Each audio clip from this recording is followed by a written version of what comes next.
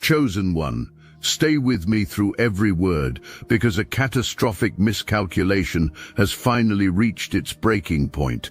The individual who obsessed over your downfall assumed that if they pressed their lies with enough force, their fabricated reality would replace the truth. Instead, the mask has slipped so completely that people are seeing them as a psycho targeting you. They can't keep up with their lies. Their manufactured version of you has crumbled, leaving only their own instability on display for everyone to witness. They came with a plan, and it was not a careless one. It was calculated. They surveyed the landscape. They identified the people in your circle whose confidence they could quietly work on. They located the angles most likely to produce doubt. They studied what would land, what would sting, what would create just enough distance between you and the people who genuinely knew you. And then, with that map in hand, they moved. In the beginning, the plan appeared to be functioning. You felt the shift in energy around you before you could explain it. Conversations that once felt open started carrying a new weight. Connections you trusted began to feel slightly cooler than usual. You noticed, and for a moment, be honest, you turned that questioning inward. You reviewed your own actions, your own words, asking yourself where the flaw was that they were supposedly uncovering. That internal questioning was exactly what they designed it to produce. They needed you looking inward, searching yourself for the crack they claimed to have found. Because a person busy questioning themselves from the inside cannot mount any meaningful defense on the outside. They were counting on that internal noise to keep you occupied while they built the external campaign. But here is the thing they did not examine carefully enough. The same level of precision they used to engineer doubt required sustained maintenance to survive. Precision cannot hold without consistency, and consistency over real time, across real people, against the ongoing reality of who you actually are, is the one thing a fabricated campaign structurally cannot deliver. The weapon they built had a flaw they had not yet looked at, and that flaw was already working against them from the moment they started. You were not their first target. That matters. The obsession that landed on you did not materialize from nowhere. It had a trail, a pattern of earlier behavior that people around them had quietly noticed and filed away, not fully understanding what they were witnessing, but registering it nonetheless. That registered data was waiting for context. It was about to receive it. They believed they were operating without a record, without witnesses, and with total control of the outcome. They were wrong on every single count. For a period, the campaign moved almost exactly as designed. The doubt was seeding. The distance was forming. The manufactured version of you was gaining traction in the circles it was aimed at. From a surface view, it would have looked like a win. It would have looked like the plan was working. But underneath that surface, something else was already in motion. Every lie told about you was landing inside the minds of real people, people with their own memories, their own prior experiences of you, their own privately stored observations they had accumulated without even realizing how much they had gathered.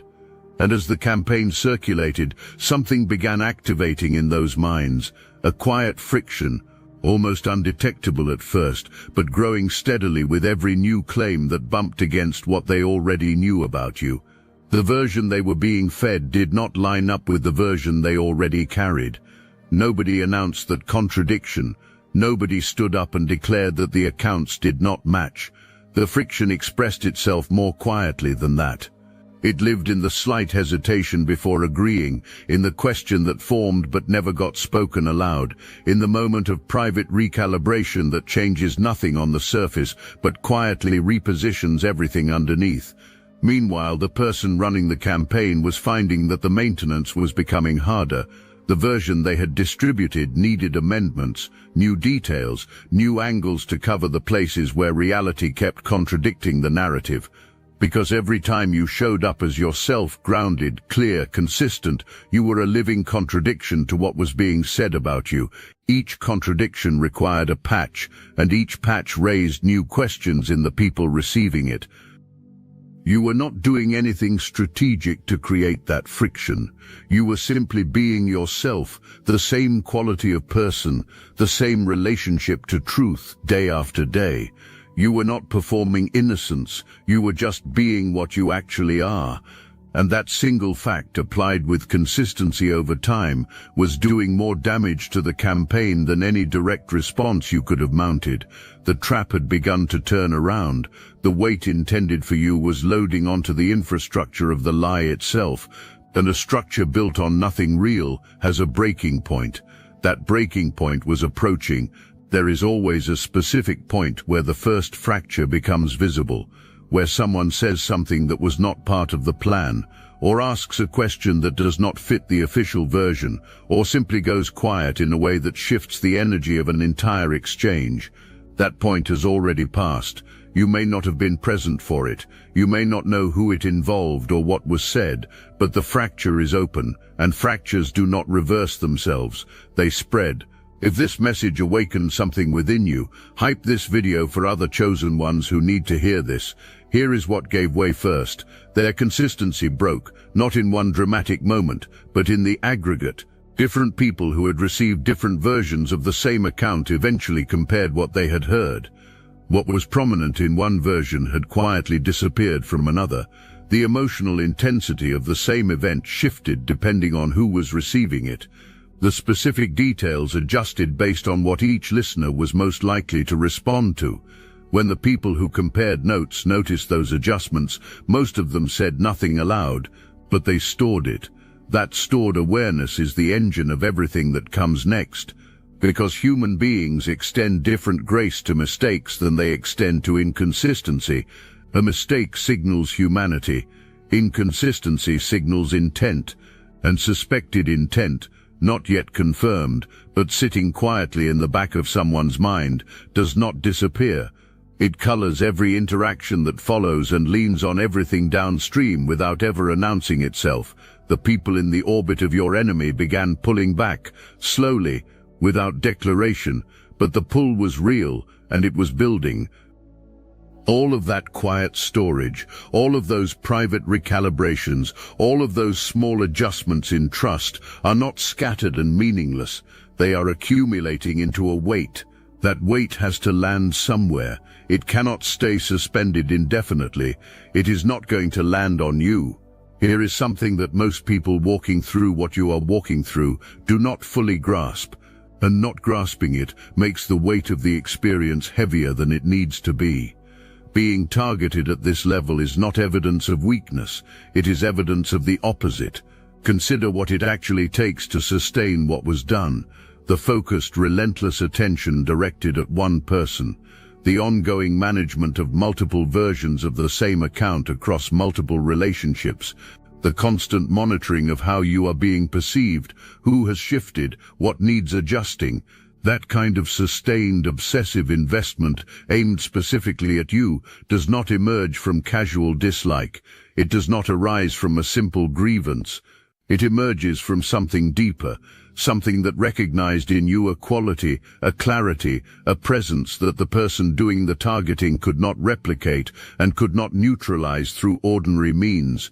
You were targeted because your existence poses a specific problem for someone who depends entirely on controlling how others perceive them. Your authentic self, present, grounded, and not requiring their approval to feel complete, is incompatible with the performance they need others to accept.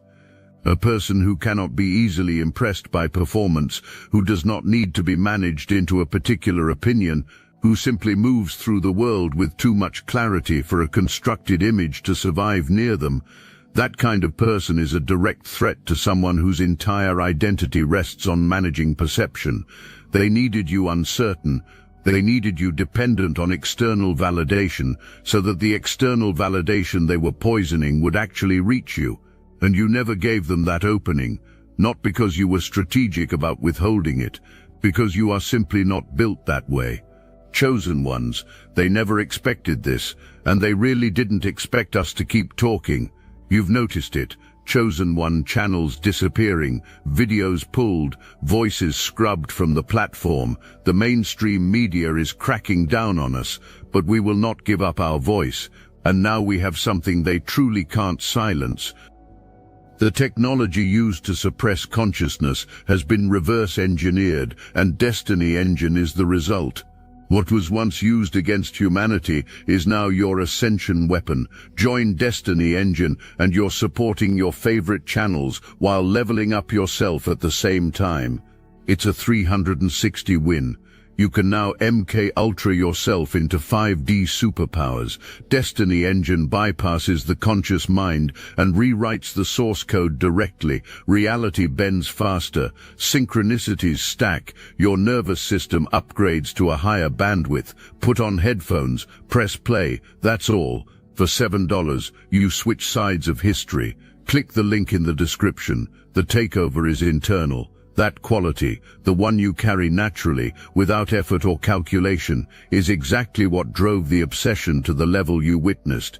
Beyond that, understand this: they came for you because proximity to your clarity made them feel exposed, not because of anything you said or did directly, simply because genuine presence, real groundedness, and unperformed authenticity create contrast. And contrast is devastating to a performance that depends on being accepted as the real thing. Your presence alone was doing the work of exposure without you lifting a finger. That is why they had to move against you, not to punish an actual wrong, but to neutralize a threat to the version of themselves they needed everyone to believe. They could not neutralize it, and the attempt to do so has produced exactly the exposure they feared. When the initial campaign began losing traction, the response was not to recalibrate or pull back. The response was to push harder, and that escalation is where the self-destruction moved from invisible to undeniable. The measured, careful approach, the one that maintained plausible deniability and kept a calculated distance between the source and the outcome, required patience and restraint. Obsession, by its nature, eventually consumes both. The moves became larger and more visible. The energy driving them started bleeding through the surface of the performance that had kept them concealed. What observers had initially experienced as someone expressing a legitimate grievance began registering as something qualitatively different. The investment was disproportionate. The focus was too intense. The amount of sustained energy aimed at one specific person, at you, could not be explained by any rational account of ordinary conflict. People register disproportionate behavior without needing to analyze it. The instinct is direct. When the reaction does not fit the stated cause, when the effort overshoots the explanation, when the intensity exceeds what any genuine grievance could sustain over time, something activates in the people watching. The conclusion they reach is not about a wrong that needs addressing. The conclusion they reach is about the psychology of the person generating that energy. The working theory shifts. Grievance becomes fixation. And once fixation becomes the lens, every subsequent action gets filtered through it. Every escalation confirms it. Every overreaction adds another layer of evidence. The focus of observation pivots entirely, away from whatever was being claimed about you, and directly onto the mental and emotional state of the person making the claims. You are still standing exactly as you always were, steady, present, showing up as yourself. And that steadiness, held against the backdrop of the escalating, frantic energy aimed at you, has become the most clarifying contrast in this entire situation. You are the standard against which everything being done to you is being evaluated, and what is being evaluated does not reflect well on the one doing it. Obsession carries a recognizable signature, and people detect it even without a name for what they are sensing. It surfaces in the way a person cannot let a subject go, but appears in the disproportionate emotional investment, the kind that rises too fast, burns too intensely, and lingers far too long for any legitimate grievance to explain. It appears in the way certain interactions carry a charged, off-balance quality that unsettles everyone involved because the weight behind the words is clearly larger than what is being said out loud. The people in shared spaces have been experiencing that charged quality repeatedly. Each time the subject pivots back to you, as it always does, regardless of where things began, another layer is added to the private assessment being built in their minds. Each time the reaction to something involving your name overshoots what the situation warrants, that assessment becomes more detailed and more specific. What observers are privately constructing is not a vague discomfort. It is a precise, consistent picture of someone whose stability has become entangled with controlling how one specific person is perceived. That dependency announces itself in every interaction where the fixation surfaces. You do not need to point to it. The behavior points to itself continuously and unmistakably. There is a principle that most people do not fully understand until they see it play out directly. When someone invests extended time and energy in attributing specific characteristics to another person, particularly moral failures, instability, or untrustworthiness, the characteristics they reach for are not chosen at random. They come from an interior reference point. The accusations pressed with the most urgency, the qualities insisted upon most forcefully, the fears planted most deliberately, these all draw from intimate personal knowledge, the accuser's own knowledge of themselves. Every charge brought against you was a self-portrait. Every claim about your instability described the instability they themselves carry. Every warning about your untrustworthiness was authored by someone who understands untrustworthiness from the inside. Every accusation about manipulation was the natural vocabulary of someone for whom manipulation is a practiced and familiar mode of operating. That level of specific, vivid, convincing detail only comes from personal familiarity with the thing being described.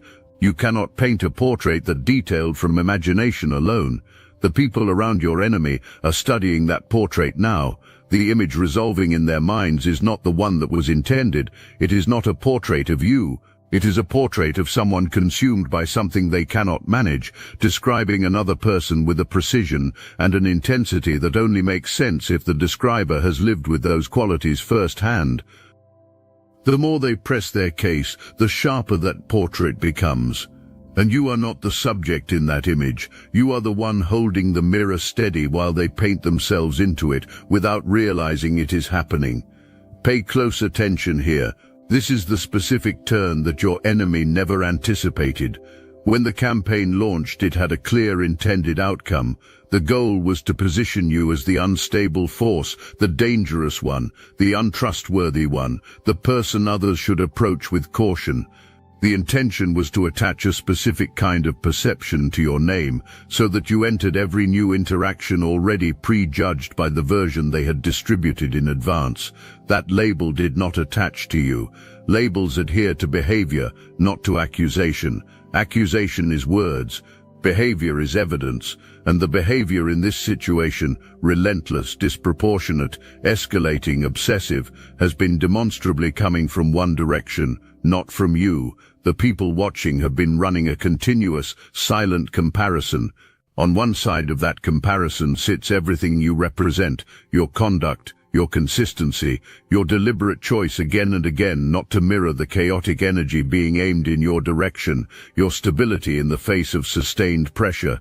On the other side sits the person targeting you, their conduct, the intensity that cannot be justified by any reasonable account of events, the patterns that repeat regardless of how the stated justification changes. That comparison produces only one outcome, and the outcome is not favorable to the one who launched the campaign.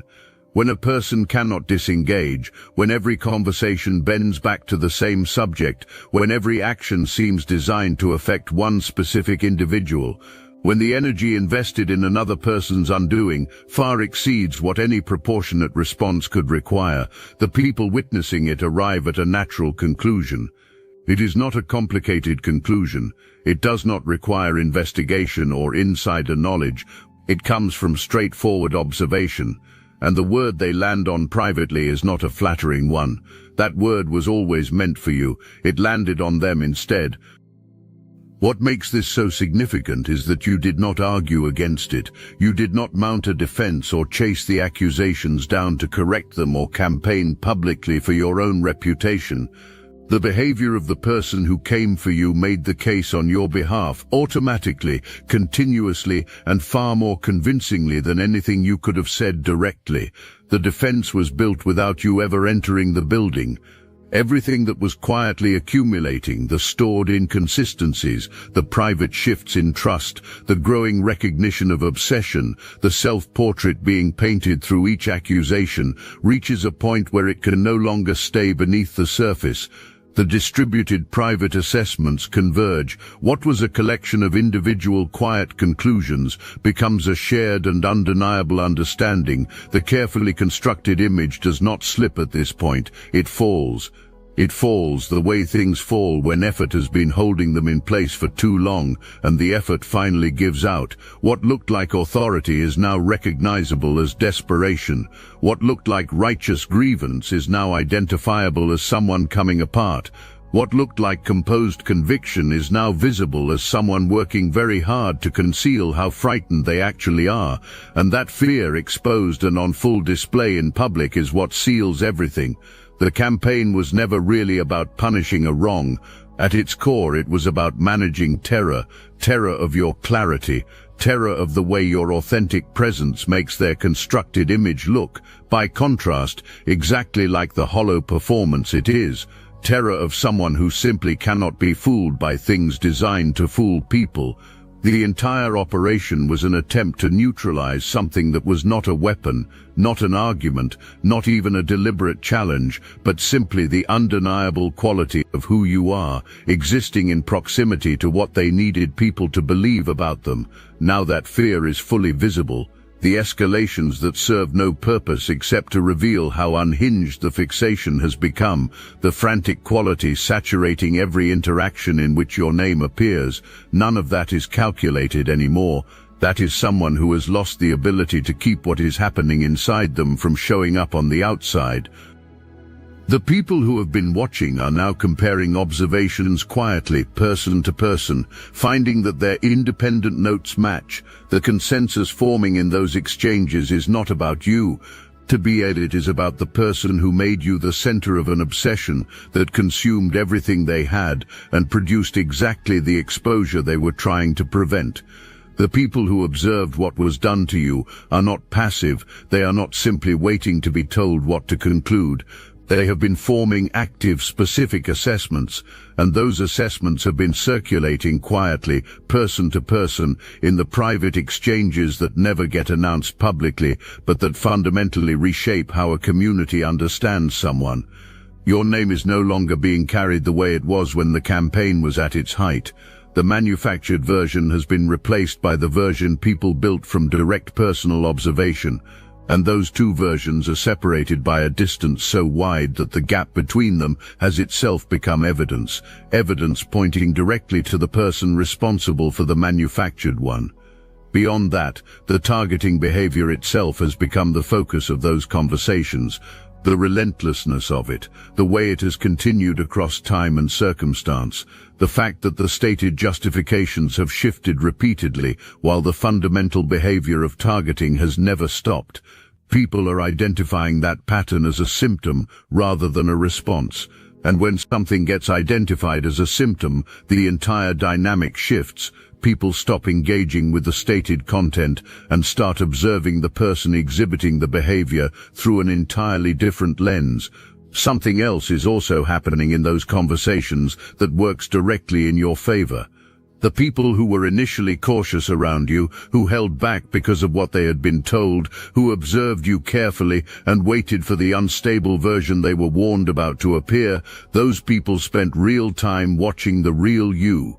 And the version they were warned about never appeared. What appeared instead was the actual you, consistent, grounded, and genuine. That experience of being directed to find danger and finding instead someone trustworthy makes those particular people the most convincing kind of witness available. They approached you carrying doubt. They could not locate the flaw because it was never there. And people who genuinely searched for the lie and came away unable to find it carry a credibility that no deliberately chosen advocate could ever produce. Your accusers created their own refutation. By directing people to observe you closely, they populated your life with independent witnesses who tested the claims at close range and walked away unconvinced. That outcome was never part of their plan. That outcome is what happens when someone targets a person who is simply, genuinely, consistently what they appear to be. The lies did not just fail to destroy you, they generated the most credible possible witnesses to who you actually are. Now we arrive at the part that carries the full weight of power. While the unraveling is happening on their end, while the credibility dissolves, the isolation builds, and the audience revises its understanding of the entire situation, you are doing the one thing they have never been able to do. You are moving forward. You are not circling back to correct every distorted account. You are not expending yourself sideways, managing how you are being perceived. You are not frozen in place, consumed by what was done to you. You are moving forward, directing the full force of the energy you refuse to waste on their game toward everything that actually deserves it. This is the move that separates chosen ones from everyone else. You did not put your life on hold, waiting for vindication to arrive before you resumed living. You did not hand the attack the power to pause you. You trusted, not naively, but from deep personal knowledge of who you are, that truth resolves itself when given time and visibility. You provided both. You stayed visible as yourself. You let time do what time inevitably does when lies are placed beside something real. And while you were doing that, while you were refusing to shrink, refusing to participate in the chaos, refusing to become the reactive version of yourself they needed you to become for any of it to function, everything real in your life was receiving your actual investment. The relationships that deserved you were getting you. The work that belonged to your future was getting your full attention. The foundation that will carry everything forward was being built with energy that was never diverted into the fight. They spent this entire season fighting you.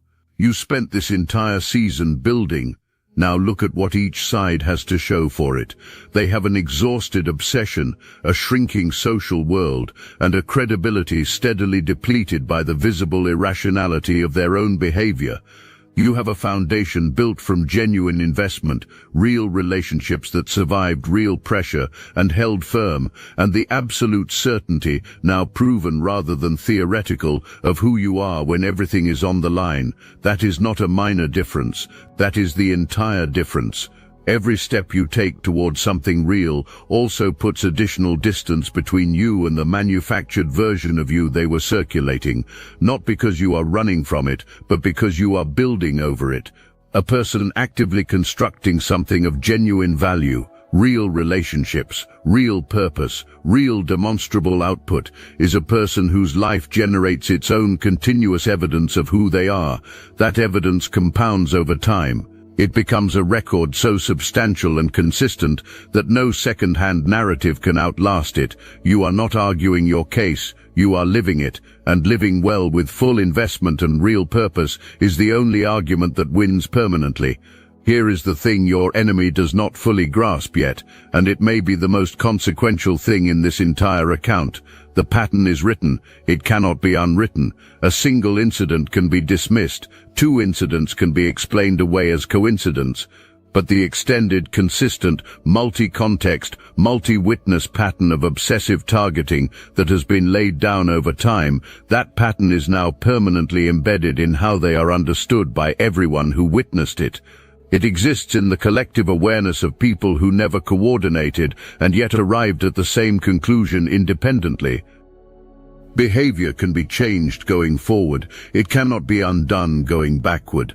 The record lives in the private understanding of everyone who watched, and memories of disturbing or confusing behavior do not fade with time.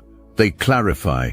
As context fills in and the full picture assembles itself, every person who witnessed pieces of this is now understanding those pieces more completely than they did when they first observed them. Nothing done from this point forward reverses that understanding. This is not cruelty. This is consequence, the natural, structural, unavoidable result of choices made and sustained across real time. Every action taken against you seeded an outcome that was implicit in the choice to take it. Every escalation deepened the record. Every act of doubling down added weight to a case that was never meant to implicate its builder. The destination they have arrived at is the direct product of the path they chose. And that destination is irreversible because it is anchored not in opinion, but in what was directly, independently, and repeatedly observed by real people over real time. That kind of grounded consensus does not get renegotiated. Everything that was aimed at you, the full weight of the campaign, the whispers, the fabrications, the sustained pressure to diminish and discredit you, served in the accounting that actually matters as a refinery. You know what a refinery does. It applies extreme heat and pressure to raw material in order to separate what is impure from what is genuine. It does not produce the gold. The gold was already present. What the process removes is everything that was obscuring it. That is what this season was in your life. Extreme heat and pressure applied to your relationships, your sense of identity, your clarity about what you value, and your understanding of who actually belongs beside you. And what emerged from that process is a version of everything around you that is dramatically cleaner, more honest, and more reliable than what existed before the fire reached it. The connections that held through the pressure are the real ones, the people who maintained their understanding of you against the full force of the manufactured version. Those are your people, tested and confirmed under conditions that allowed no pretending. The clarity you found about your own values when you had to stand on them under maximum duress is now part of you permanently. It is not something you have to think your way back to. It is something you lived through and proved in the living. You know who you are in a way that most people never get to know. Not because someone told you, because you were tested at the highest available level of pressure and you did not become something else. You remained yourself. That is the rarest possible outcome, and it belongs to you completely. The person who came for you set out to take something. What they ended up delivering was the one thing that cannot be given any other way, the absolute first-hand proven knowledge of what you are made of. That is not a consolation, that is the territory of chosen ones. There is something further worth naming here, something specific about what surviving targeted obsession does to a person that ordinary hardship simply does not produce. When someone campaigns against you at this level and you do not break, you do not just come through intact, you come through carrying a specific kind of discernment that is only available after you have watched someone work this relentlessly to deceive the people around you. You now know what that particular energy feels like from the inside. You recognize the early signals, the ones that were present from the beginning, but that you did not yet have the vocabulary to name. You understand the difference between conflict that emerges from honest disagreement and conflict that comes from someone who needs to dismantle you because your existence is inconvenient to the image they are maintaining. That discernment is protective in ways you are only beginning to understand. The next time someone attempts anything like this, they will encounter a version of you that recognizes the approach immediately, not with paranoia, but with precision. With the kind of clarity that only comes from lived experience. You are not going to be as available a target as you were before this season, not because you became guarded or closed, because you became clear. And clarity, held alongside genuine openness, is the most powerful combination a person can carry into anything that comes next. Now the season shifts. The version of you that came through this, tested, clear-eyed about your people, certain of your own ground, carrying the quiet and unshakable authority of someone who held under maximum pressure, steps forward into what comes next. You are not carrying the weight of what was done to you. You are carrying only what the fire revealed. The authority you hold now cannot be manufactured by anyone, performed into existence, borrowed from someone else's endorsement, or purchased through strategy. It is earned through exactly what you endured.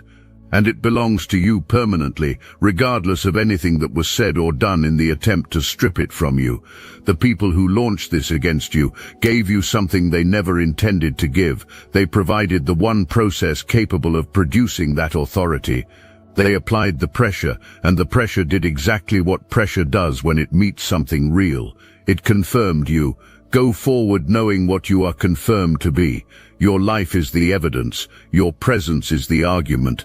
What you are about to do with the clarity and the authority you now carry will speak for itself in ways that leave nothing left to question. Do not look back at what was done to you with more weight than it deserves. It was a difficult, costly, and revealing season, but it is not the defining one. What defines you is not what was done against you. What defines you is what you remained in spite of everything that was designed to change you. And what you remained through all of it is the whole point. You remained yourself, fully, under pressure, designed specifically to reduce you, rewrite you, and make you unrecognizable to the people who knew you. None of it worked, and that refusal, that fundamental, rooted, unperformable refusal to become something you are not, is the core of everything that comes next. Their influence is closing, yours is just beginning.